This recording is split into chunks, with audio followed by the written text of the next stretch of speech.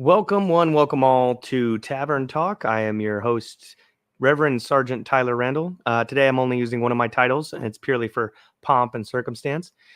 And as you can see, I have with me a guest, another person in the tavern. And this is, as you can see, Adrian Garza, Chief Adrian. And in the tavern we drink. So first things first, cheers. Cheers. Fucking Irene.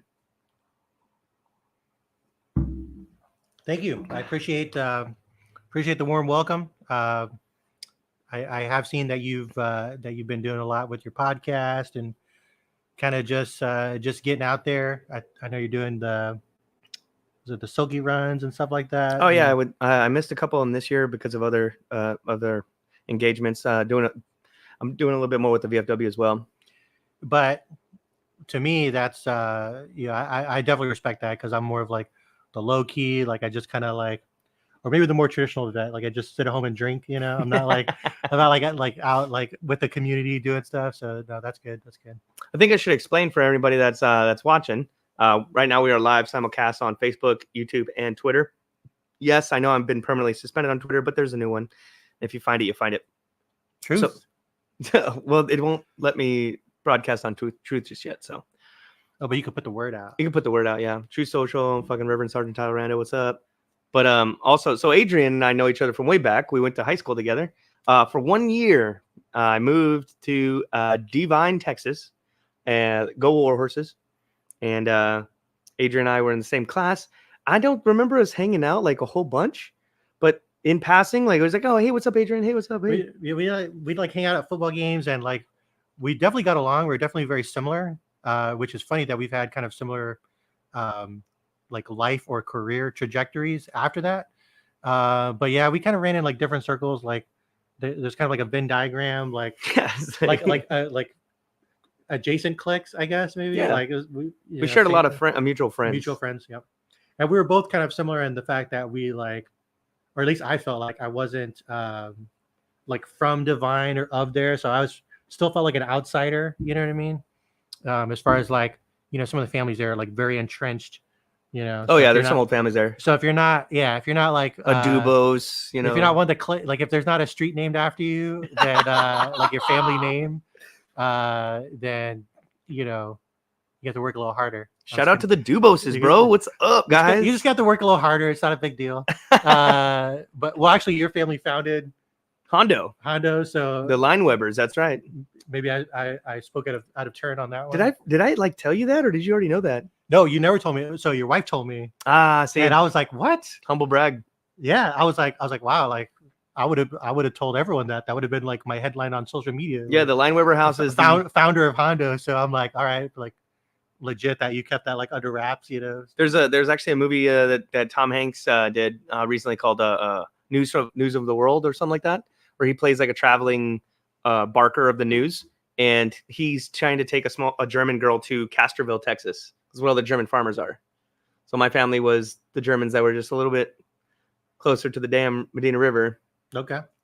And yeah, so good times. Now that we've had the introductions out of the way, we're gonna let the conversation free flow like we usually do. Usually it's just me drunk talking to the camera and then going back and watching it and going, that kind of makes sense. But now we have the opportunity to have two people get drunk. Two drunk people. And talk in a circle. So, what do you want to start?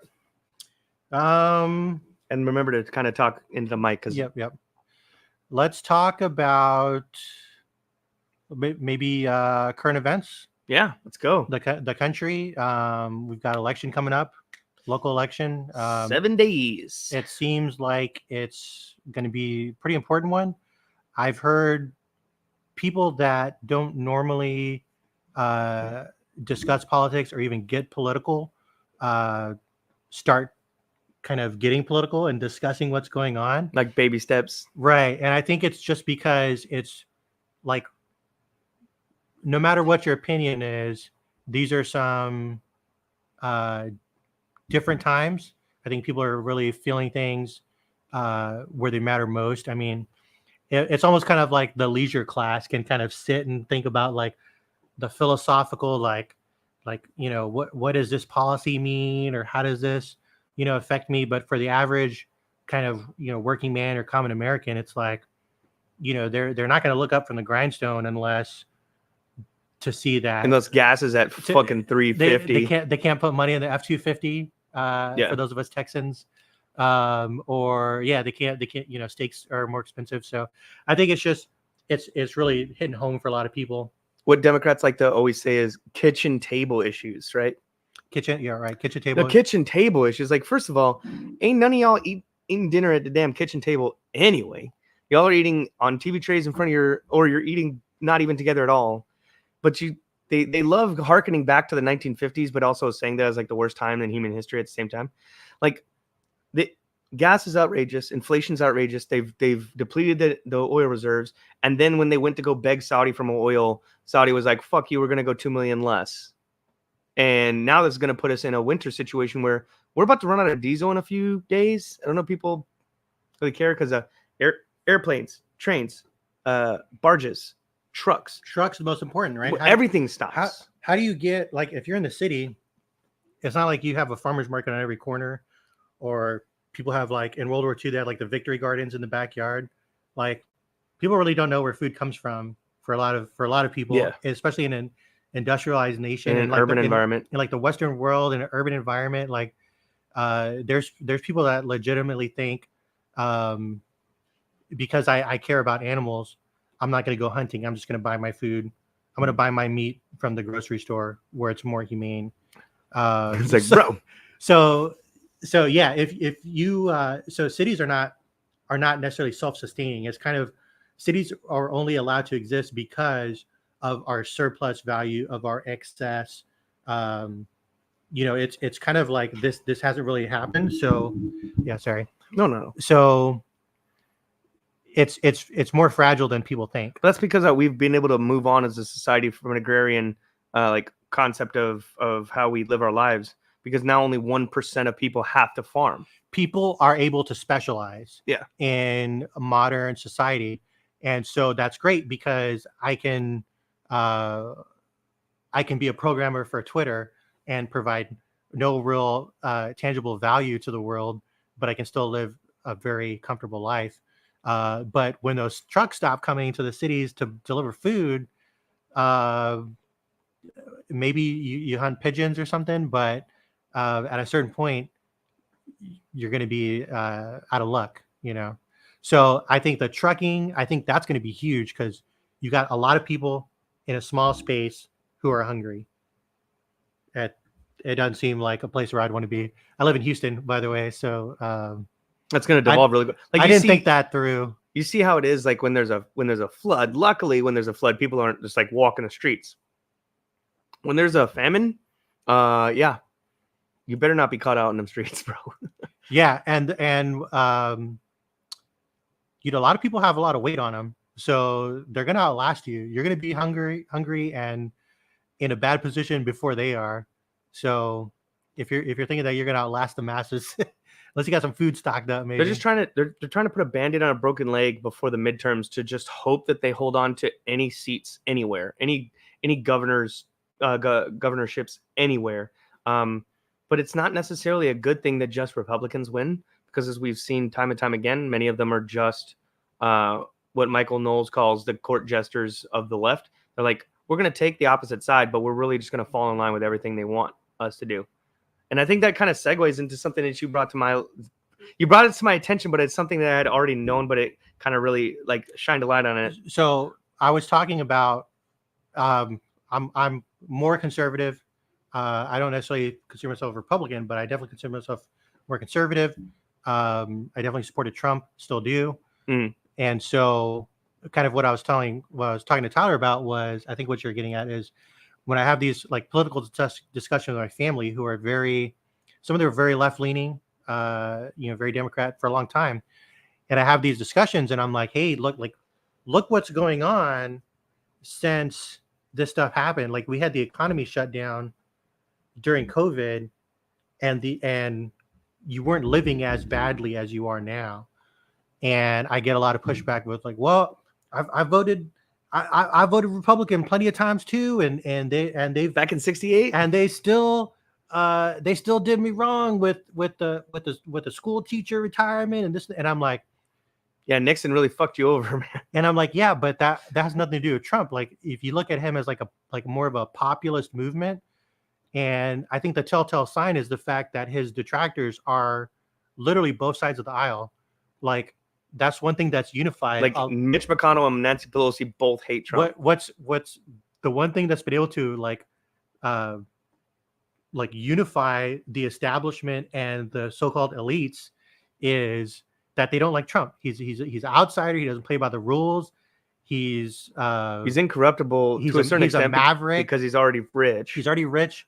So I think they're looking at it like both sides are bad. And I think that false equivalency gets put out a lot, to where they'll say, well, Republicans did this one thing, but Democrats have been doing this, but they're both corrupt. And it's like, yeah, and both those corrupt sides are dead set on getting rid of Trump. So like, I remember when Biden was running, and the Democrats and Biden were saying like, well, this country is inherently racist. We got racist laws on the books, and that's why it's institutional racism, because these racist laws that have been on the books for years and years and years.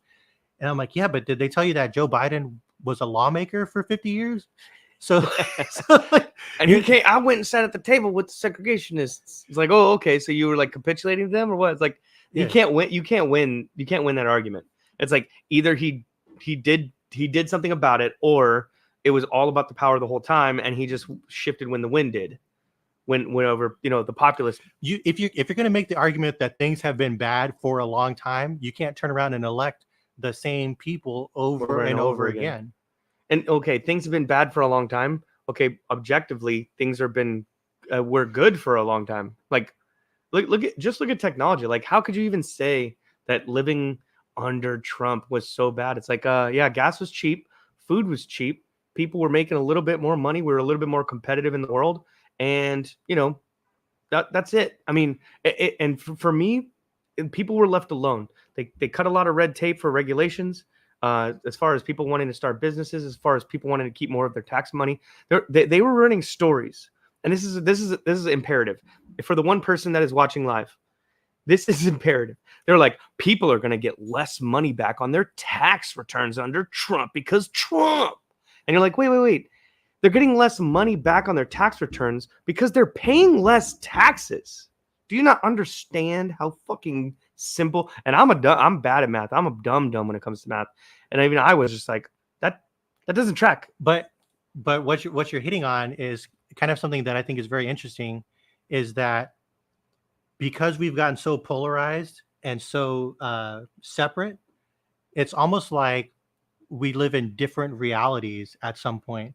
Because if you're watching this news or you're watching this news, you're bombarded with that messaging over and over and over again with that slant. And if you're not trying to get both sides of the story, it's like if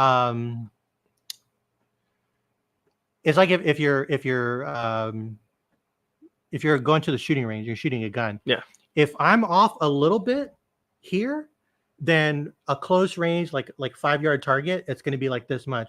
But just a little bit of deviation back here at the 300-meter target, huge. It's going to be huge. And it's over time, that constant messaging, like, our country has literally diverged in not just thought and belief, but in their actual physical reality, the world that they live in. They're worried about and seeing different problems. Jack Pacific says that it's like we're watching two different movies. Yeah. And it's like and also the way the Overton's window moves is the left is going so far left so fast that it's actually dragging the right to the left as well. Well, I think the problem with that Overton window is the fact that the left is progressive, so they're trying to move further and further to the extreme for the sake of progress itself. Right, but they're trying to move further in a direction to differentiate themselves. Whereas the right, if you think of what's conservative, like, I just want to conserve what's there. So there's no equal force pushing in the other direction. Right. It's really just, let me pump the brakes. So if you really think about it, both parties are getting us to the same place. Whether that's a good or bad place, they're both getting us to the same place. One's just going a lot faster, and one's pumping the brakes every so often as we go in the same direction. Yeah, the left is a tow truck, and we're hooked up to the chains, and we're just the conservatives, I should say, in the Republican Party are just like standing on the brakes, just a little bit behind the leftists that are running away, careening down the freaking boulevard. But look who their what is it, 300? Is this your king? Like, look who their champion is, right? So Joe Biden, if you look at like the big names of on the Democrat side, like they've moved pretty extreme, but the person that they put up is like the biggest old school Democrat, the biggest like the boomer kind of mentality. And I was telling Tyler, I think that this mentality is that a lot of the boomers have, and a lot of the older generation that have been around a lot and they've seen a lot more elections, they don't understand how different things are now. And their thought process is, we need to get a big unifier in. We need to get a big unifying candidate. We need that JFK. We need that Ronald Reagan. The people that transcended those party lines. Yeah. And that worked great because that person could really galvanize the middle, who is most Americans, and you get the middle, you kill it. The problem is back then, it was a totally different society. Like your grandparents didn't really discuss politics. It wasn't considered polite. Yeah. It was like talking religion or like talking money. It just wasn't polite. It wasn't polite conversation. So they didn't do that. You went, you voted, and then you went home, you didn't talk about it, and you went about your day. But through the advent of like Paulo Freire school systems, teaching Herbert Marcuse, the personal is political, everything has to be about politics all the time. The left ran with this. So now either you have to engage in the culture war or you have to capitulate to it. We can't even have the conversation because we're not even speaking the same language almost. Yeah, exactly. In the same country. We're speaking English. Let's talk about like let's just bring this up just to bring it up, and that's not, we don't have to get in depth, but like talk about like George Floyd. Say George Floyd and immediately watch it fucking vacuum in a room because everybody's thinking the same thing. Some people are going, well, I might agree a little bit this way or that way. It's like, oh yeah, and then you get all the other people that are just like, yeah, I'm for like the empirical evidence where you could see his knee wasn't on his neck. Murder is not a fitting charge. Who did exactly what he was trained to do. Also, George Floyd refused to get up and get into the car, even though they tried to get him in the car. They tried to get him in an ambulance. There was no trauma to his body whatsoever, according to all the medical reports. He had 4 times the lethal dose of fentanyl in his body and meth. And it's like, at what point do you have to say, yeah, he died of a drug overdose with 0 trauma to his bones, muscles? There was no hemorrhaging anywhere in his body. The only broken bone he sustained was from CPR when they tried to revive him. Therefore, murder. So if you still think murder, you're an idiot, you're a retard, you deserve to be mocked, and rightly so, we should, but we can't even say that because feelings. So when you talk about speaking the same language, that's what I think. I like that you brought that up because I'm moving in that direction, but I initially wasn't. So initially, my thought is, when I see this polarization of the country, when I see people, like I said, not even speaking the same language, being on totally different ends of the table, and my first thought is, well, maybe the truth is somewhere in the middle. You know, maybe life is a little more nuanced, and you know, there's good and bad on both sides. But for whatever reason, the powers that be do not want us to reach that unifying thought process to say, like, yeah, it is nuanced. It's not us versus them. It's really just a bad cop or a bad criminal. And we've got to look, bad situation. We've got to look at it individually and even see that there's that nuance there. Like reprimand, loss in rank and pay, possible firing, all on the table. Murder charge. Are you fucking insane? You're an idiot. You're a retard. You should be mocked. So what made me go away from that centrist stance, and what made me really like kind of look at the centrists as like, you're the reason why we're so fucked up. We can cuss, right? Yeah. Fuck yeah. You think of like libertarians and stuff, you know. Libertarians. I think a big reason why we are where we are is because a lot of people have looked the other way. I was leading you down this path. So all this meme psychological warfare, right? So, Memetics. but I think it just it led us down a path where, like I said before, both sides, bro, both sides are bad. But that's such a cop out. I've even said that. And by the way, to be clear, I have said that in the past. But it's such a cop out because you can stop there. You never address the underlying issues, and you never look at. Yeah, it lets you off the hook without explaining yourself. Yeah, you're like, oh well, both sides are lesser of two evils. Both sides, and the lesser of two evils. That's the same. It's a fallacy. That's the same kind of mentality. But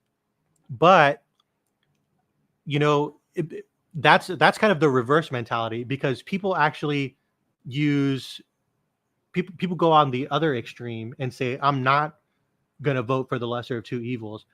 And what they're really saying is, I'm not going to compromise. There you go. That's exactly. So I refuse to compromise. So you can acknowledge that there are problems with both sides, but unless you're going to take the next step and identify those problems and deal with them, then you're just kind of like both sides suck, bro. Like, go ahead. Why don't you quantify that? I don't want to talk politics. Both sides, and that's it. Do you mean it's policy? Is it personal? Is it their life? Is it a scandal? Like, what do you mean by bad on both sides? Quantify it. If you look at the last election, the presidential election. And the one where they cheated and stole. Okay, yeah. When right, and even if you don't get into that, even if you look at the numbers at face value and say like everything was on the up and up, which we know wasn't the case. But if you look at everything was on the up and up. All these state Supreme Courts have said that the change to mail-in ballots was not legal. They found people that fraudulently sent out mail-in ballots. They found people, like you said. But if you take all that at face value and you put your head in the sand and you're like, hey, everything's all good on Capitol Hill. They're all doing everything right. So if you're of that mentality, and you think that I'm not going to vote for the lesser of the two, or I'm not going to vote for the lesser of two evils, I'm going to vote on my principles. So libertarians they're on the right. They're conservative. Technically. If you look at unless you start asking about age of consent, then they become Democrats real quick. If you look at one or the other, because it's a two-party system, right? Everything else is just you're throwing your vote away. It's a spectrum, right? It's a spectrum, but the ones that matter are voting for this or voting for Republican or Democrat. So the people that voted by their principles and said, well, I'm a libertarian, I don't like Trump because there's some things I don't like about him, and there's some things I don't like about Biden. Most libertarians had more things they didn't like about the left because they're talking about bigger government, taking your guns, more regulation, raising taxes. So they had more beef with the left, but because Trump wasn't exactly the perfect libertarian candidate, and he wasn't the perfect person, I'll be the first to say that, with his tweets and he just hurt feelings. Mm-hmm. And because he wasn't that perfect candidate, they're like, well, I'm going to vote for the libertarian. If you look at the states where look at some of the key battleground states and look at the margin by which the margin of votes by which Trump lost to Biden, and you look at how many votes that third party libertarian candidate had. Even if you take away all the votes that were like scanned in 4 times or. So basically by voting libertarian, you're basically giving it to Biden because the amount of votes for a libertarian candidate was larger than how many more votes Biden had, maybe fraudulent, than Trump. But it's a simple thing, and to say it and to explain it in a more logical way like that, instead of just saying your vote screwed me over, they don't care because you didn't explain it. Well, to explain it like that, they go, well, okay, you're right. It's almost like the prisoner's dilemma. Aleppo. So it's like, well, now no one gets what they want. Yeah, nobody. Yeah, no one gets what they want because I don't want to compromise. And then those same people want to take the moral high ground and say, well, I voted with my principles, therefore we all get what we didn't want. And it's like, so we should address this comment that we have from Debbie Randall, who's my wife, my mom. God, what the fuck did I just say? Freud. What's up? Anyway. She says, you do realize that his mother, not his wife. My mother, not my wife. I said mother. I was looking at my wife, but I said two women that he loves and fears. You're digging equally. The hole. You're digging the hole. So so go ahead. Read. So she says, you do realize that not all boomers think the same as you say. However, we have lived long enough to see what truly works for the majority of Americans. Yeah, and that's a fair point. I hope I didn't come across as saying that each and every boomer thinks this way. We have to speak in generalities if we're going to make a point. I think also you're speaking mimetically, like in the meme sense of boomer is like it's the outdated, you had your chance. It's it's a mentality, right? A mentality. People can call a millennial boomer based on your mentality or they're like, okay, boomer. And it's like, well, right. Okay. I mean, we're technically Gen X Ennials, right? And Debbie, my argument was that yes, you guys have seen a lot of things and you guys have seen what works for America. But what I would argue is that the America that you knew for a large portion of your life is drastically different than where we are now and potentially where we're headed. I would agree. I would agree with that. Not necessarily. It's not an issue of fault. It's just that as a group, I mean, you're not amongst good fellows in your group. And if you're honest with yourself, you would probably agree that politics looks a lot different now than maybe even 20, 30 years ago. I think you could trace back all the fucking pronoun shit to when Bill Clinton said it depends on what your definition of is. No, you can trace the pronoun shit to the late 90s, the mid 2000s. We started having a lot of that discussion. And I was telling Tyler, I think the major catalyst that got us down that path was, remember I said there's nuance and there probably is good and bad on both sides and you got to look at it individually. Mm-hmm. I think that's a very unifying type of mentality and statement to have. Yeah, give and take. But if you're in charge and you're maybe taking advantage of people or you're maybe not legitimately a ruler, you're not elected, you're just in charge because you have the most money, you have the most power. But it's not what we Americans would consider legitimate power as an elected leader. Oh, you mean like the EU? I'm talking about it's like the EU. Yeah, a BlackRock, Bill Gates. Oh shit! Oh, you're talking about that kind of power. Bill Gates giving us talks about vaccines when he's not a doctor. If you don't know what BlackRock is, it's the most powerful investment hedge fund in the world. It's like something like hundreds of trillions of dollars, and they decide what your government's going to do because it's good for the bottom line. And if you don't, then they just divest. They're the largest homeowner in the U.S. Yeah, they're buying homes at an incredible rate. Oh my god. So I think where a lot of this came from, and I've heard a lot of different people say this, so this is not my theory at all whatsoever. Adrian's theory, 100%, got it. But what happened was you had people that kind of on both sides realized, hey, there's a lot of wealth inequity. You saw the 2008 recession. You saw everyone lost. People lost a lot. Like we were just kind of graduating, getting out into the world. Right. But people that have been playing the game like really lost on during that time frame. Like homeowners, stocks, 401ks, like whatever you had as like your vehicle to upward mobility, social mobility was just cut out from under you. And so people were struggling, and then they saw the banks get taxpayer funded bailouts, the banks, the car makers. If you remember, this is where Occupy Wall Street and also the Tea Party both organically kind of came from. And it turns out that the Occupy people disappeared really quick once they got a little bit of money in their pocket, and the Tea Party people disappeared really quick once they realized what libertarians were. Well, they got infiltrated. 100%. They got infiltrated, and that's what I'm trying to say. Out, right. Yeah. But essentially what it was is, Goldman Sachs, Lehman Marcus, all these big names on Wall Street, Bank of America, all of a sudden they had protesters and they had people with picket signs outside of these banks, outside of these giant corporate offices saying, we're coming for the 1%. We are the 99%. Even though they didn't understand what they were saying and they didn't know what they were doing. And also most of the protesters were vile people. They were doing, there was a lot of sexual assaults. There was a lot of defecation in the streets and stuff. So it was a cross section of society. It was a cross section of society, but also they didn't understand why they were mad specifically. They just knew, hey, like we were talking about kitchen table issues. They're like, hey, my money gone. That bad, you bad. So, like they didn't understand. They were cavemen, basically. So it turns out It's my Ben Shapiro impression. So as it turns out, so it turns out that so they've done a lot of studies on this, and people will tolerate a lot as long as they think the game is fair. If they think that the game is rigged, they're gonna flip the table over. What do you think people always cry about fair? Like when you're from you're a little kid, they always cry about fair because equity and quality, all that shit. Because unfairness hurts you at like your pride, like a primal level. It's embarrassing.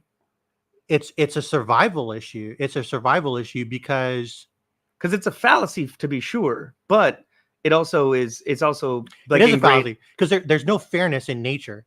Like the state of nature, the state of man in nature, or even the beast in nature.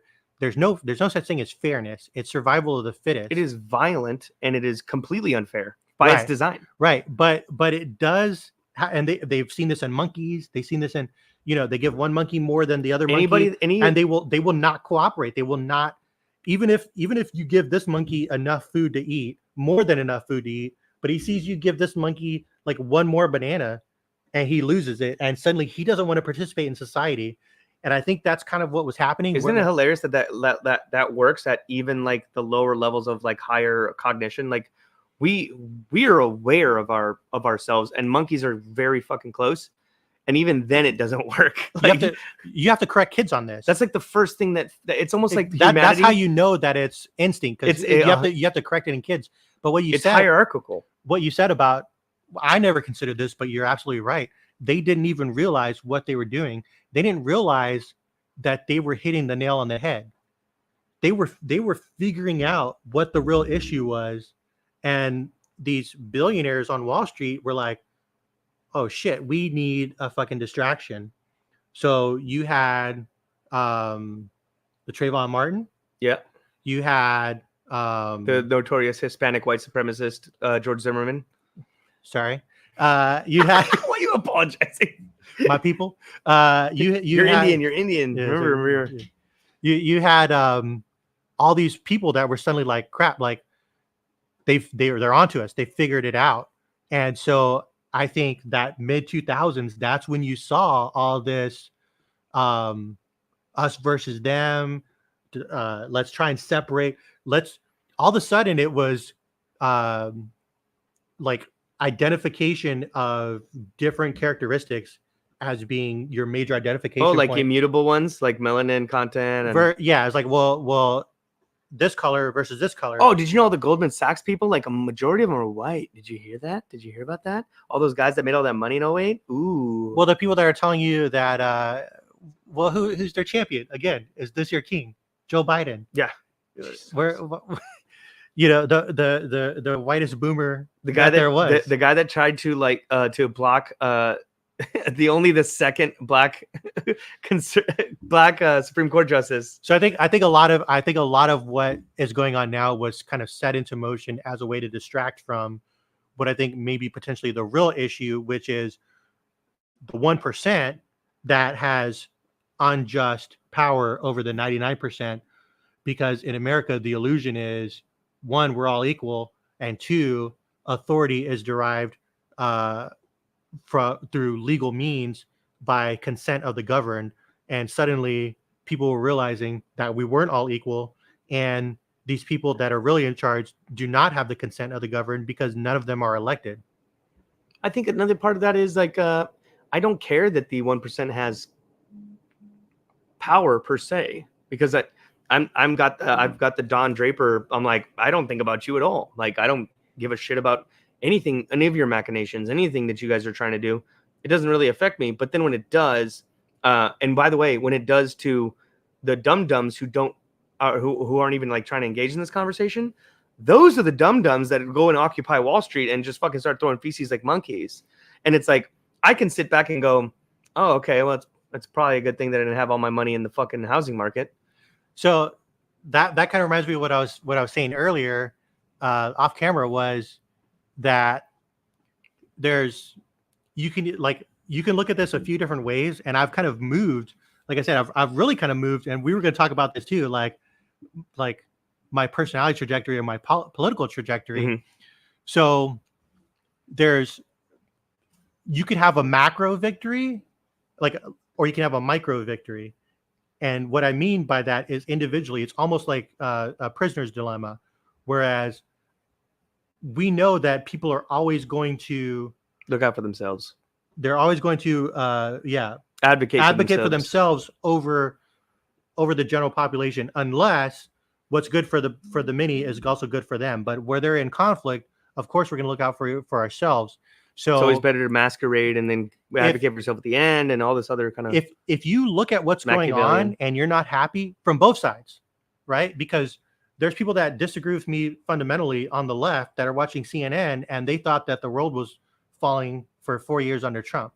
So this affects both sides, but you have to make a decision, because if you start getting all this knowledge and understanding what's going on, and you get a lot of the fake information too, it's going to take a mental toll on you. And not everyone, I would argue most people are not mentally equipped to handle the potentially what's the largest psychological operation in history against them, to really just demoralize you and make you so demoralized that you don't even want to turn on the news. You don't even want to figure out what's going on, because it's just wearing you down. So from an individual standpoint, the best thing for an individual to do is probably to turn off the news and probably to not worry about, like you said, this doesn't affect me. I'm going to focus on my job. I'm going to focus on my family, my immediate community. And I'm not going to worry about what Biden's doing in China or what Trump's doing in Ukraine, right? Like those of us that do, like me, right? But we're all trying to ring the alarm bells. If you talk to like a psychiatrist about it, and I'm not a psychiatrist, but they'd probably tell you something similar, like, hey, look, like focus on like what you can control and your sphere and like, all that. So from a micro sense, you could have that victory and you can do what's best for you, and you can probably have a better short-term life outcome by doing that and just focusing on you and your immediate sphere.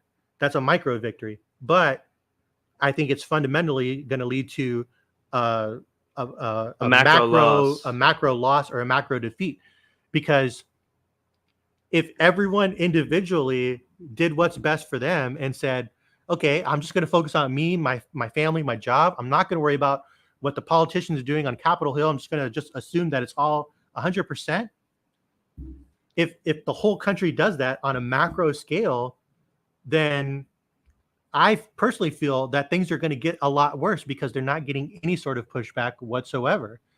So it's almost like that. It's like that 1984. Like they know, we know that they know that we know that it's fake, right? But it's the humiliation factor. It's like, are you going to pay attention? It's the prisoner's dilemma. It's the prisoner's dilemma, because if we want everyone else to do what's best for society, but it's going to be at the detriment, maybe potentially, of their mental health.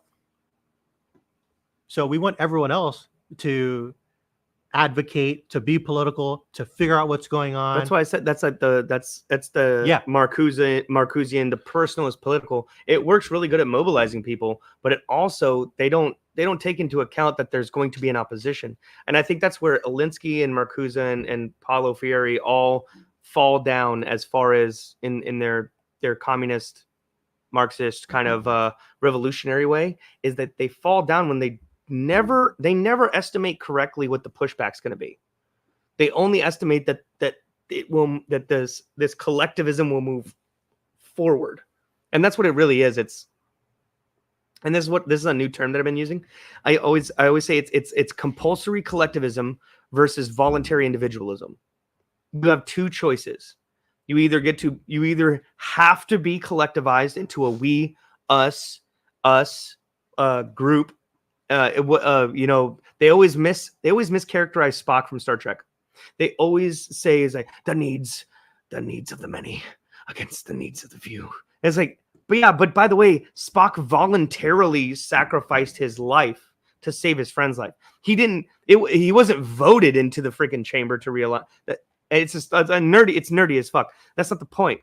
The point is voluntary individualism always trumps compulsory collectivism, and I think that's driving at the heart of what you're saying, is like that these groups of people are going, I mean, if we don't go along, we're going to get hurt, right? And if I don't pay attention, it won't hurt as bad. And then by the time I do start paying attention, it's too late.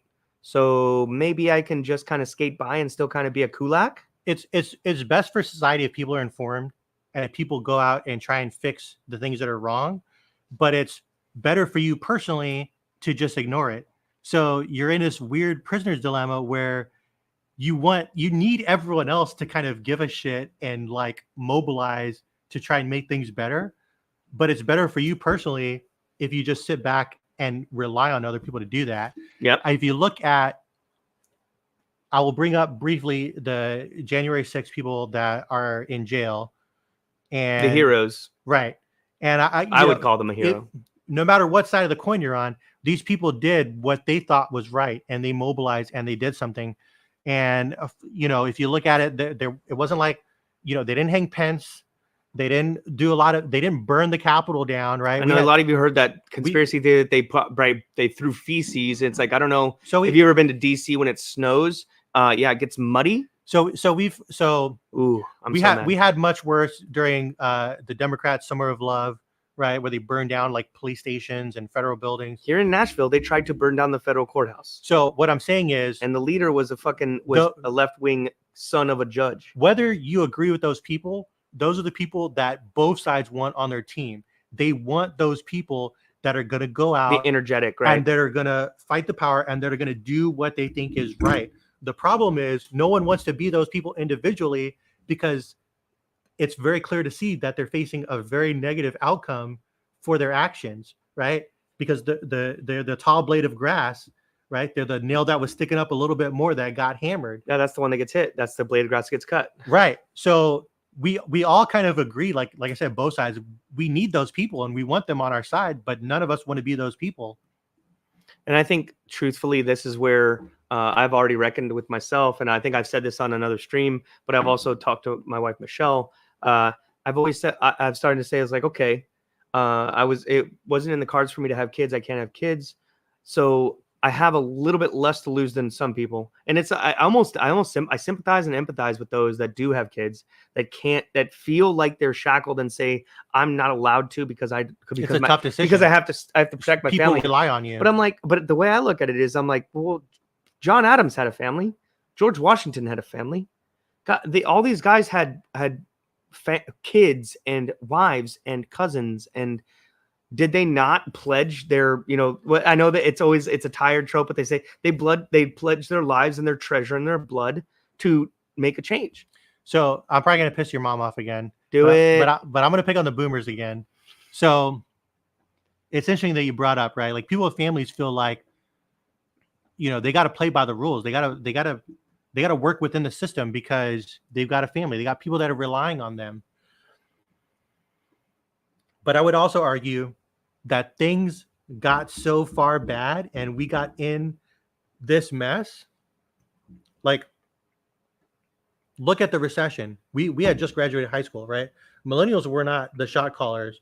They were not the people that spring this into motion. We were still like entering the workforce. Yeah, because we were at the end of X, beginning of M. They weren't even the people getting the subprime loans, right? Right. So what you're looking at is, we got to the point where people felt like they had no other alternative but to march on Wall Street, but to burn down a police station, but to storm the Capitol.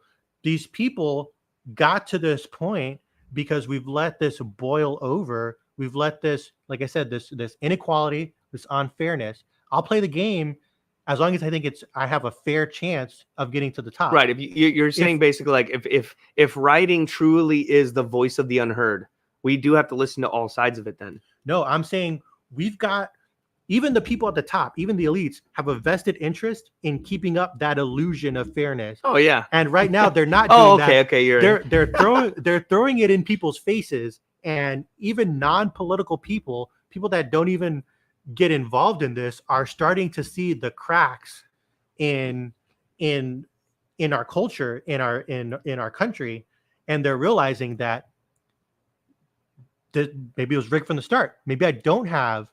It's like the Matrix. I'm never going to be. It's like the Matrix. Right. Yeah, exactly. And so how it got to that point, if you look, we could pull up a couple graphs and you can Google them. So let's look at income, wage increases, the average wage for, let's say, since 1950 to now, right? And you pull up that graph over time, over the same amount of time, and it's going to look like almost a flat line. Adjusted for inflation, it's Right. almost going to look like a flat line, right? Now you look at what are the things that are either going to impoverish you or they're going to enrich you, right? The things, what are we told is the ticket to the middle class for the lower class, upward mobility. It's a high school education, and it's not having kids before you're married, and it's not marrying until. So let's look at education. Okay, yeah. Education is all, at least from what I can Graduate remember, high school, don't impregnate anybody until you're married, and those are like the two biggest ones. So you're making the culture argument. Yes. And I definitely agree with that. But what I'm saying is, if you look at higher education, which was pushed to us, our generation. Oh, fuck yeah. Higher education was pushed as like, you got to get a degree. You got to get a degree. We both work in the trades now, right? I'm a compliance, basically chemical engineering, but I make sure that people are compliant with regulations in different chemical fields. Mm-hmm. Tyler, you've worked in the oil field, you've worked as a truck driver, trades as well. And then now sales. But yeah. These were not like I got good grades in school. I was a straight A student. I graduated second in my class in high school. It was small town Divine. That's not flex. I got bad grades. I didn't pay attention in school. And thank you, George Bush, for passing me. So maybe someone talked to you about the trades. No one talked to me about the trades.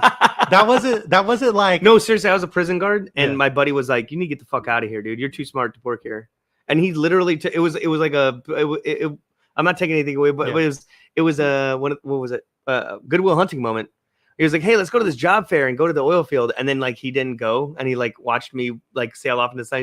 He was like, "It was all a ploy to get you to take this job." And I was like, So my point is, you don't necessarily need higher education to be successful anyway. Period. But that was pushed.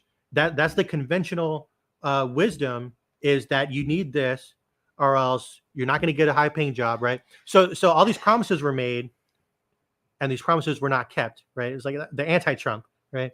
So these promises made, these promises weren't kept. So you had these millennials that graduated into the 2008 recession, and they were told there's no jobs for them. I'm not going to get my 6-figure salary. I'm not going to get my 6-figure starting job on Wall Street because Wall Street's laying off people. Well, I'm not going to get into real estate because that's fucked. I'm not, you know what I mean? Like there was nothing for these people. And it's plumbing, so HVAC, septic. Like these are. It's so easy to brush it off and be like, well, they're just entitled. They won't accept. But if you really look at like the years of social programming and lies that was fed to these people, and it works, you start to humanize them. And especially if you were one of them, you start to say like, well, yeah, they are pissed off, but do they have a reason to be pissed off? I'm not trying to take anything away from it. It's just it's pattern recognition. So wait, so you have that flat line of wage increases, and this is not trades, this is not college, this is just across the board. Every kind of sector, the wage adjusted for inflation is stagnant. Yeah. Now you look at, okay, well, how do I get a better job? Well, of course, school, right? That's what everyone told me. Now you overlay that chart, and it's like a fucking Mount Everest. It's like the fucking almost a space shuttle taking off, right? So the price of an education has far outstripped the price of wages, which means it costs more to get an education than it does to pay for it. That and the amount of money that you're going to make to pay it off isn't rising at the same rate. Okay, so what else do we got? Well, housing, generational wealth, right? I'm going to buy a home and I'm going to pass it on to my family, to my kids. Well, look at what happened to the house. It's the same thing. It's skyrocketed in the same amount of time. You know another graph that looks like that? It looks like it is as the institution of administration at hospitals. It's like, what costs more money for the hospital? Is it care? Healthcare or administration? Administration goes and healthcare is not going to make you rich, but it could certainly make you poor. No, healthcare administration will make you rich. So if suddenly I have to pay more if I get sick, I have to pay more for a house, I have to pay more for an education, but my wages have never gone up. But guess what? The largest cohort in U.S. history, the baby boomers, the largest voting bloc. So what are they okay with? What are they voting for? They're voting for their house price to increase. They're voting for their healthcare, which is covered with Medicaid, to increase. Mm. They're voting for higher education to increase because they've already got their degree. And what's not increasing? Wages. Well, that's okay because I'm retiring. You see what I'm saying? So they're kind of not doing what's in the best interest, whether they directly voted for it, under their kind of watch, their tutelage. This disparity was allowed to happen. Well, just because I mean they were just the majority at the time of it happening, the majority block of voters and shareholders. They elected representatives that allowed this to happen. Yeah, but see, I think history is going to be a cruel bitch when it comes down to the exennials and the millennials and then the Zoomers, and how are they going to judge the decisions that we made? Like, I mean, Dan Crenshaw. Well, I think that's the point. The point is the mentality is, well, yeah, it's going to suck, but I'll be long gone, so I won't have to deal with the ashes of your society. The ashes of your society. That BLM is twerking on the ashes of your burning rubble of society. Let's get to some of the comments really quick, because I think honestly we've had some really good engagement. Go ahead, let's see. And at one point we had like 7 people watching. So I feel like I came off as like the centrist moderate, and then I got more like extreme as we went along. Extreme's good here.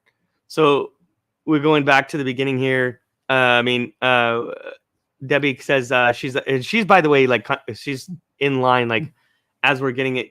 She's like, understand what you meant. Started when socialism became okay. Speak about Adam. What's up, Adam? Mutual friend. My boy. That's that AT&T company man right there. Yeah. Tell you what, Adam, yeah, he's gonna get that pension. I'll tell you what, Adam is always dressed to the nines. We got Josh Weber, another good friend. I love Josh Weber. And just to be fair to him, even though we're talking about what fairness is, Cowboys going all the way? Man, I don't know about that. America. I don't know about that. And also America. It's banana vape. It's nicotine, so totally legal. Oh, it's weed? Let me see. No, it's nicotine. Oh, it's not? Oh, okay. Yeah, it's not weed? Yeah. Do you touch the bottom or what? No, you just inhale. Oh, you really? Oh, so no buttons. You're going to get a good little buzz on that, huh? That does taste like dick. I like it. I'm joking.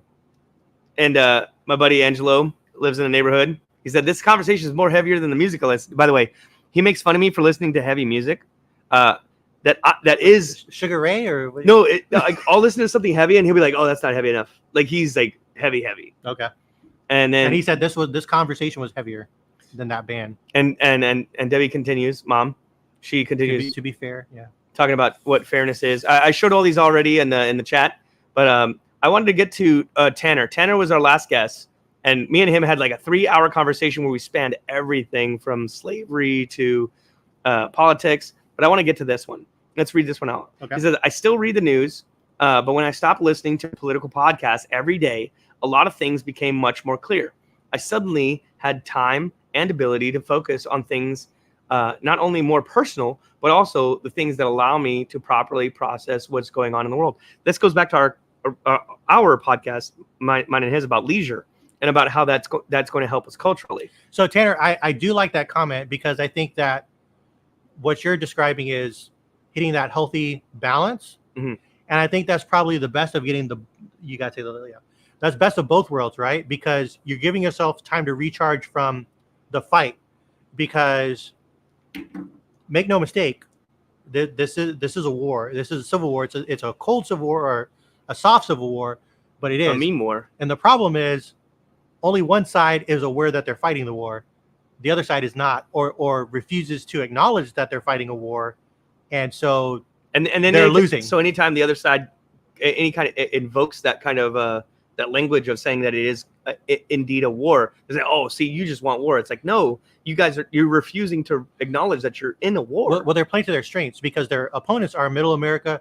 I've got a comfortable life. I got a wife. I got kids. I got a home with a pool. Like I got stuff to lose. I got a good job. I do. I have a pool right here.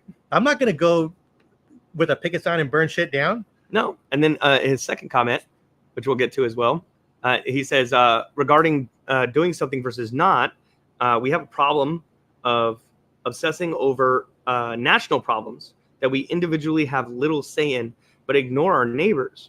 He said, I'm guilty of this and partial situation to focus. Hold on, I gotta move the cursor away from because I can't read it at the same time. I'll be back on my shoes. My Yep. feet are fucking. Oh, Adrian is barefooted, and it is getting a little bit cold here in Tennessee. And Tanner says he's been colder places in the army. he's been colder places. He says he's guilty of taking the national thing, but not talking to his neighbors, and to focus on what is like being a father, being in your community, being with your neighbors. So this is a huge thing. So I do actually talk to my neighbors quite a bit, and I realize that this has not been a really popular thing. Like, neighbors tend to not know each other anymore, right? Like you live in a neighborhood, you might wave at each other at the mailbox, or when it's trash day, which it is today. I have to put the trash out later, but the neighbors don't really talk. I am super lucky to have neighbors right behind me. They're from Texas as well. They were professors, super smart people, officer in the Air Force, and then also an Army vet on the other side. And even though we might not agree politically on a lot of stuff, but we still talk about things. And even when we disagree, we talk it out. And that's atypical because a lot of because in Tennessee, we're seeing a giant exodus from a lot of other states, right? We're seeing people coming from Minnesota. We're seeing people come from Texas. And from Texas, we're coming from even what most people would consider red states, coming to Tennessee and finding a little bit more liberty and a little bit more safety and a little bit more security. But we do tend to hyper focus on those Tucker Carlson things, that he talks about nationally, talking about the Congress, which it might have little actual effect on our lives, but we do need to keep an eye on it. We need to keep an eye on it. But Tanner is hitting the nail on the head there, saying you need to be in tune with your neighbors. You need to be in tune with the people you live with. I personally, and Angelo had commented earlier. Angelo's in on this. Another across the street neighbor. Going to the gun range was a thing for a while, and I had several neighbors come to me and say, "Hey, I'd like you to teach me how to use a gun. I'd like you to teach," and I will take them, go do a classroom setting, and then we'll go to the range. And Angelo, it happens to be one of the guys that surpassed me immediately at the gun range. Like, You talking about leisure? I'm talking about leisure, but I'm also talking about talking to neighbors. Okay. Locally, as opposed to not focusing on national stuff. Yeah. And like I said, Angelo comes from California, had only shot a gun maybe a handful of times, really never had any training. Comes to me and says, "Hey, I want you to show me." I put him in a classroom setting. He thrives. I take him to the range, and he starts surpassing me. He's a much better shot than I ever was. But then the fellowship that we have as neighbors is, not just talking about issues, but also going and doing something and It's enriching your life. enriching. But you have to acknowledge that was my argument, was that it's probably better for you individually to focus on your immediate sphere of influence. It's just not necessarily better for the country. Right. And I think if enough people have that mindset, that's where we are, is, well, someone else is going to handle it. Someone else is, you know what I mean? Somebody else. So we're basically what we've thought for many years, and we're probably starting to see that we were wrong, is, well, this person is an elected official. So obviously, like, I don't want to do that. Like, they must want to do it for good reasons. They must be a good person. No, we were they're talking up about this there. at dinner. I was always like, I started getting involved with the GOP here in Sumner County, where I live in Tennessee, and immediately when they were like, "Oh, you want to be on the board? That's totally cool. Like, we want to get you in," and then they were like asking me questions and saying, "Yeah, we'll get together. We'll have dinner, and we'll get together." And once they started to realize that I was more populist, that I was slightly more pro-Trump than they were, Not GOP. not GOP, and they cut me out completely. Sumner County GOP cut me out because I was too conservative for the Republicans. And by the way, Sumner County is so red that they do not have a representative until you get to the White House. From the local to the state to the national level, the only Democrat that actually affects anything in Sumner County is the president.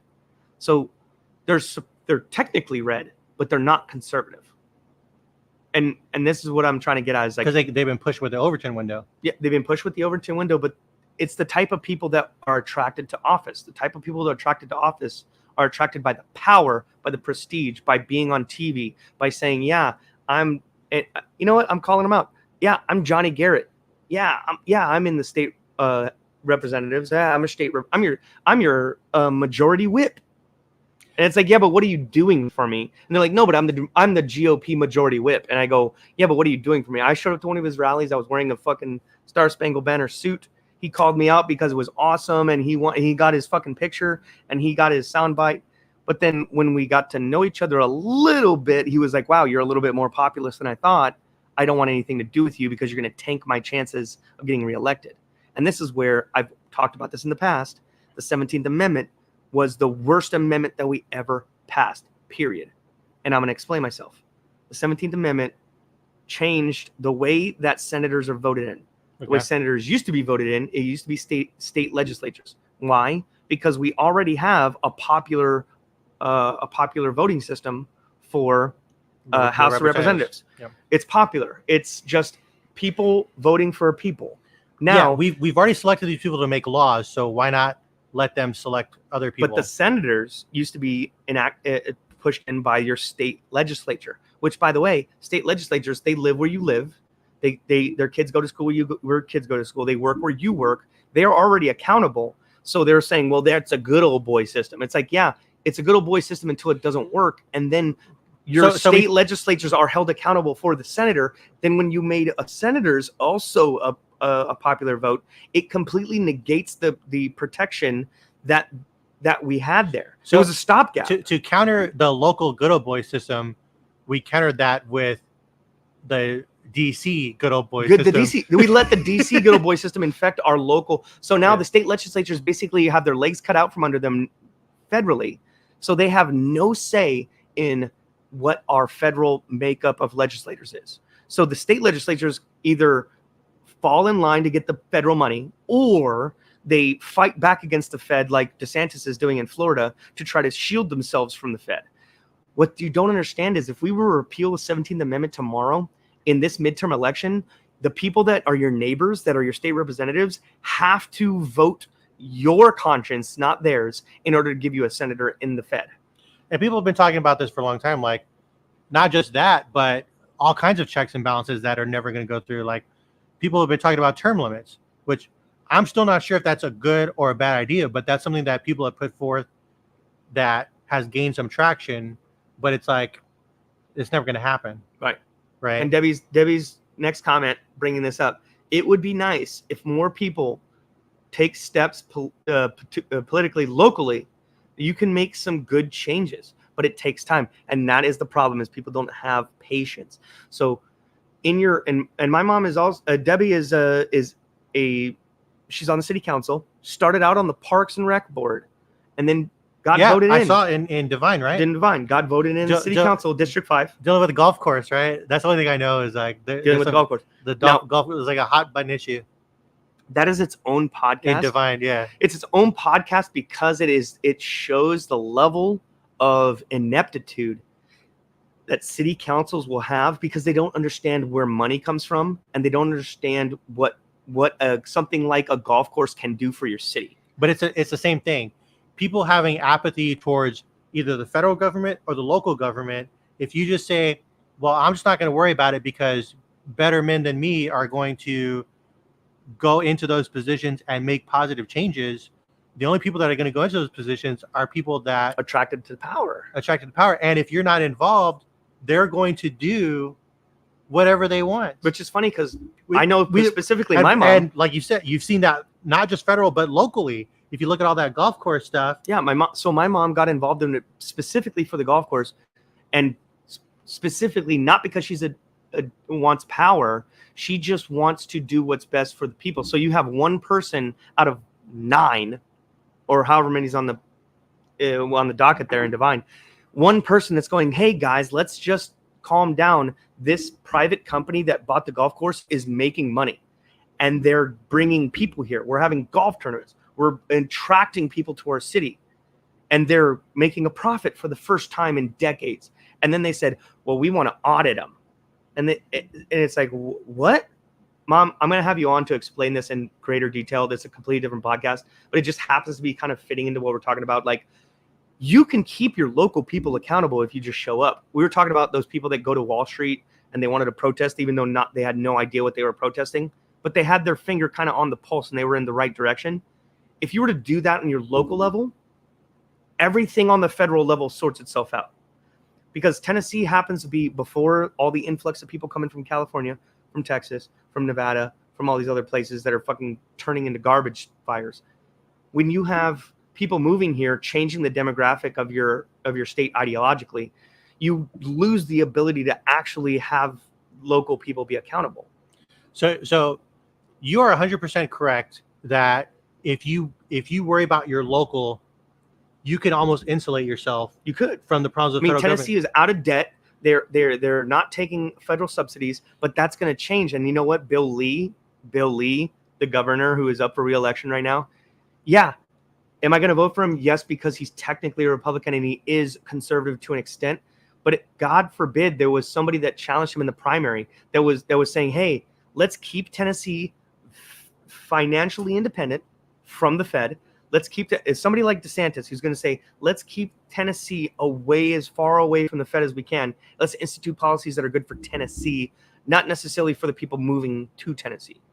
Well, the past 2 years have been the best example, and it has really shown me that that's the correct answer, because you look at the past 2 years, you look at COVID, you look at the riots, you look at all the civil unrest, and not only is, like what I was saying earlier, not only is the media creating different realities for people, but your local governments are creating different realities for people. If you look at COVID in New York City versus how a citizen in Florida dealt with COVID, it was night and day. It was people that were continuing to live their lives versus people that needed a vaccine to go to the grocery store or to keep their job, or they almost had it here in Tennessee. Just fundamental differences, and it's because those local governments were in place that had a certain belief versus another belief. So yeah, I think that's exactly right. I feel like in Texas, I had a much better outcome for personal freedom, for being able to make my own medical decisions without the government stepping in. Like if you want to be free to have an abortion, but you don't think that people should have a say on injecting experimental medicines, gene therapies, then that's kind of, you know what I mean? Like, we're talking about the same thing. So yeah, I think that's exactly right. Like, your local government can give you a totally different experience with whatever's going on, and people are voting with their feet. You see people leaving California, people leaving New York, and people coming to Tennessee, Texas, and Florida, the major two. Yeah.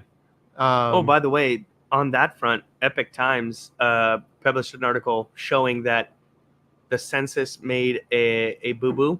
They made an error in calculating that took an electoral vote away from Florida, an electoral vote away from Texas.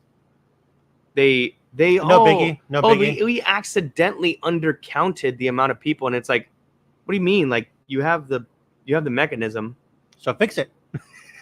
No, but this is the same thing where it's like, oh, Pennsylvania broke their laws, but the election already happened, so it's too late. It's like, well, the census already happened, and there's technically not a federal remedy for if undercounting happens. So we just have to wait 10 years.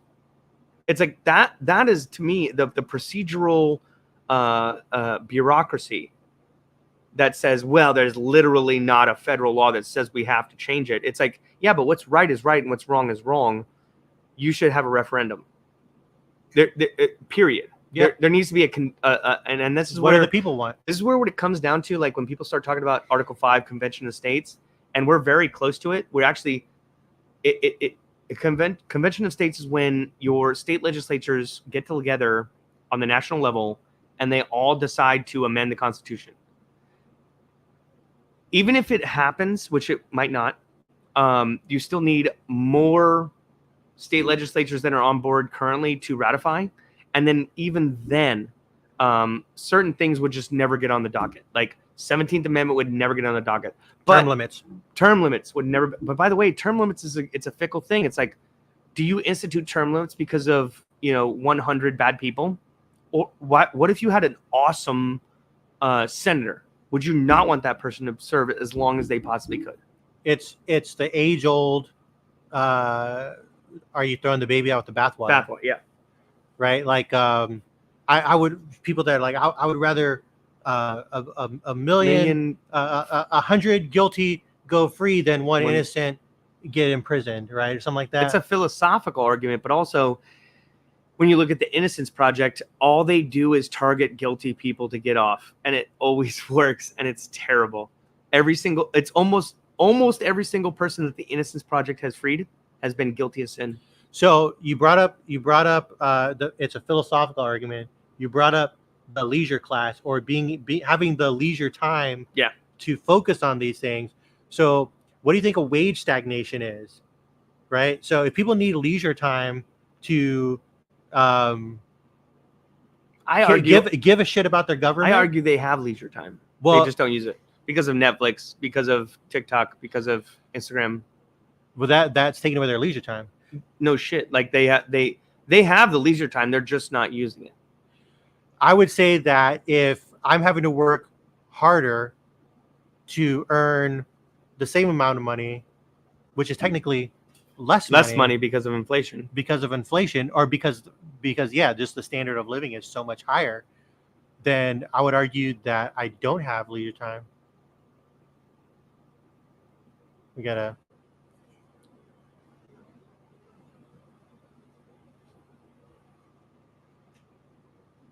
We're getting told by our producers that it's getting a little late, and also they got their lights all on. They're all lit up. I'm not sure if they called, but maybe they did call and say, "Hey, we're being too loud." That might happen. Okay. And we've been going at it for about an hour and 11. So, final thoughts. Let's go into military really quick. Final thoughts.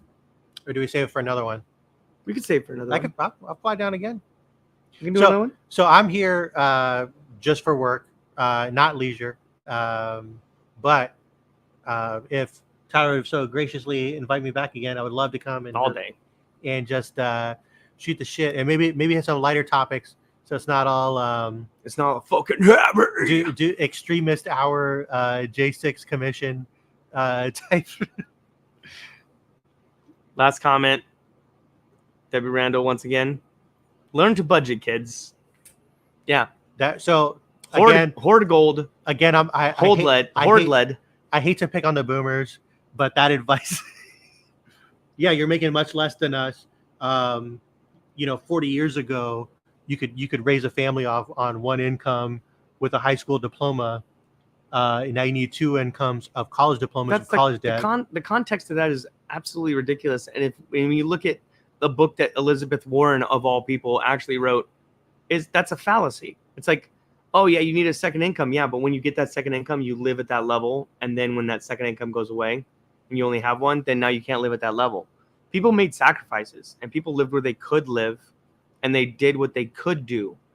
There was no, it's like, yeah, they had the perfect life in the 50s. Not that they did make sacrifices, but like I said, if your income is at the same level as it is now, but houses cost pennies on the dollar, and healthcare costs pennies on the dollar, and higher education costs pennies on the dollar, it's hard to make the argument like, yeah, of course they made sacrifices. It was a whole different time. But it's like I said, it goes back to the fairness. I'll work hard. I'll do whatever it takes if I think I've got a fair shot at the American dream. But once people feel like the game is rigged, and if you look at the statistics, if you look at wage growth coupled with housing, healthcare, and higher education growth. But my argument against that, not against it fully, but against it a little bit too, where it's like a damning thing, is like automation has also made work less. So yes, those other things are rocketly, but also in the abstract, how do people see that? If with the advance of technology, and automation, the actual labor of work, we should be working like three-day work weeks. Yeah, with that, we're working longer hours and harder than people did without the technology that we have now to assist us. I think that's kind of like the issue that I'm trying to bring up is like, yeah, we have automation. And then if you look at farming, and this is the case, like in farming, less people have to do the work to farm because of technology. And What I'm saying is the technology and the automation didn't benefit everyone broadly. No It shit. benefited the wealthy 1% to get even wealthier because they invested in it. So you can't look at it, you can't be like, well, there's automation, like I'm saying that that's a factor, but that is a fact. But when you look at people individually, the average American, it's like plumbers still got to go to work and plumb, even though, you know, the stupid what's that called, the PEC system made it a lot easier to be a plumber because you don't have to freaking make a bunch of 90-degree angles when you do new construction. Okay, but you still have to go. But then you look at all the houses that are getting built, and as a plumber, you still got to go to fucking 60 houses to make the same amount of money because they know that the PEX is easier, so they're going to charge less for it. So it now becomes a volume business. I'm saying that I'm saying that I'm saying that those little things factor into the blue collar life. It falls on deaf ears because all the talk about automation and technological advances did not improve the work life for the average American. It may improve our leisure time, our home life. Well, okay. But if people don't see the dividends of those advances, you're saying hard work and people still work hard. They just have nicer vacations. Like if you look at, like, even when we were kids, we're like, oh man, we're probably gonna have flying cars. We're probably gonna have this. We're like, we just imagined this like wonderful life, Disney-esque like future. And this is where I'll throw boomers a bone. Like if you like took someone from the 50s or 60s and brought them to modern day, this would look like fucking Blade Runner. This would look like some dystopian. Like they would probably cry. They'd be like, this is what I worked hard for. This is where we're at. Like they just burned down a police station and people stormed the Capitol and everyone hates each other. Like tears in the rain, bro. And we don't sit at Thanksgiving and talk to each other because we're like this all day. Like they wouldn't sit here and be like, wow, look at all this advanced technology. They'd be like, my God, what the fuck have we allowed to happen? The fucking replicants, bro. Yeah. Replicants. Yeah. I don't know. I just think that, you know, we can say that, yeah, they were hardworking, they were this, they were that.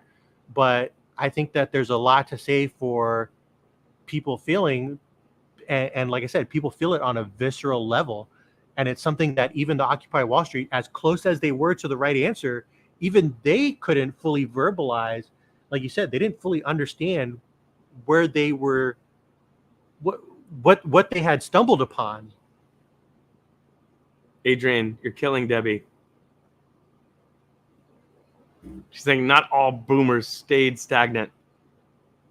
No. He's talking averages. Yeah, I'm saying that if you lived your life from then to now, and you've seen it gradually, then the inflation itself is what made your shit stagnant. Then you're the proverbial frog in boiling water, right? That was slowly increased temp, so you didn't panic, you didn't jump out of the pot. I'm saying if you took someone like Time Machine straight out of the 50s and threw them in the day, they would jump out of the pot immediately and be like, this is fucking bullshit. They would be like, what the fuck? It's not worth it. It's not worth it. That's what to our country. Good point. And, you know, good counter argument. I mean, my mom's not an easy lady to argue with because she's good at it. I know what you meant. I know what you meant, but I still don't like it. She's like, I know what you meant, but say what I want you to say. I know what you meant, but I don't have to like it. Well, you know what, guys? So, like I said, we are loud. We are outside. Our neighbors are likely infuriated. I don't think so. I imported this from Texas. I imported this from Houston for this exact reason. Little did I know. So I told him, I was like, hey, I'm gonna be doing a job up in Nashville. I'll be there for a week. Like maybe we can get dinner or something. Tyler comes back. He's like, oh yeah, maybe we'll have a casual meeting. And yeah, Tyler's like, well, you can stay here a night or two or the whole time. And I'm like, all right. And then I'm like, hey, you can be on my my janky like backwater podcast. And so my first reaction was like, no way, man, I'm gonna look like some fucking extremist. And so I'm like, so I started off like, well, the both sides argument, and I think by the end, people are probably like, who the fuck is that extremist? We literally drank for hours, and then I said, dude, this would be great for a podcast. Like, this would be great for a pod. And he goes, all right, okay. I got someone to report to the J6 commission. Like, I wasn't even there. I wasn't even there, but they came from my hard drive. So we thank you, those that stayed the entire time. Those that came in and out, we also love you too. And special thanks to Adam and Weber and my mom and Angelo, and special thanks to Chief Adrian Garza for coming in. So actually like doing the yeoman's work of carrying the podcast, really. So we put the fucking Irene, we put the Chief, we meant to get into the military, so that's why I think we need to do another podcast. We do need to do another one because that's a whole other podcast of like war stories. Dude, the next one's called War Stories. And you know what? We with StreamYard, we can get you in, like, you can do it with your phone. It'll be great. Which is ironic because sneak peek, we're very similar, it seems like. And so the war stories are not going to be like fucking lone survivor. Like I was like, it's going to be like, oh man, I was such a joker, but it all worked out in the end. It's going to be like, yeah, there's one time I had my dick out and no, I'm joking. No, but honestly, it's going to be more of a slice of life, more of the honest, true, more grounded stories that like every veteran kind of can like really latch onto and be like, oh man, that really fucking happened. Because not all of us were doing Marcus Luttrell shit. Not all of us were. I mean, I had been on infantry patrols many times, and though they're boring as shit. What's really funny is when your staff sergeant tells you, hey, we have 4 pallets of styrofoam. I need you to get rid of them, and I don't give a fuck where you put it. And then you and your buddy go and accidentally drive into a live minefield to throw it away. And then hilarity ensues. So I've heard being a Black Hawk pilot described as spicy Uber. But I will say, sneak peek. So I was the one that, leadership knew. I was the non-leadership that alerted everyone that the supply lines got cut to our base in Western Afghanistan because I knew that we were running out of ice cream. We didn't have ice cream at the chow hall. And so I was the canary in the coal mine that was like, guys, something's up. Something's wrong. Something is up. There's no ice cream coming in this base. And then, of course, next thing you know, we're having hot dogs and baked beans for breakfast because later it was like, hey, guys, the supply lines got cut. Dude, the British must have loved it. Right, yeah. But I was the first one that knew because I was like, hey, guys, I always get my mint ice cream, and we don't have ice cream right now. But you guys notice that? Isn't that weird? The chief warrant officer's not getting his mint ice cream for breakfast. That's when you know the fucking supply lines are fucked up. It's only breakfast because I was flying nights. So we are going to bid you salutations from the tavern. Adrian, thank you so much for coming. I absolutely want to have you on again. Thank you. Because honestly, this is just what it's all about. It's just having a fun conversation, challenging each other's ideas, and just having a good time. A little heavy, but I think that even that is somewhat therapeutic. You get your thoughts out there. You kind of realize that, hey, maybe you're not alone. Maybe there's other people that are thinking the same. There are, clearly. Thanks, everyone. So when we salute you, we cheers, and we will see you guys next time. End broadcast. Hit the button. Tyler, hit the fucking button. No, I thought I hit it.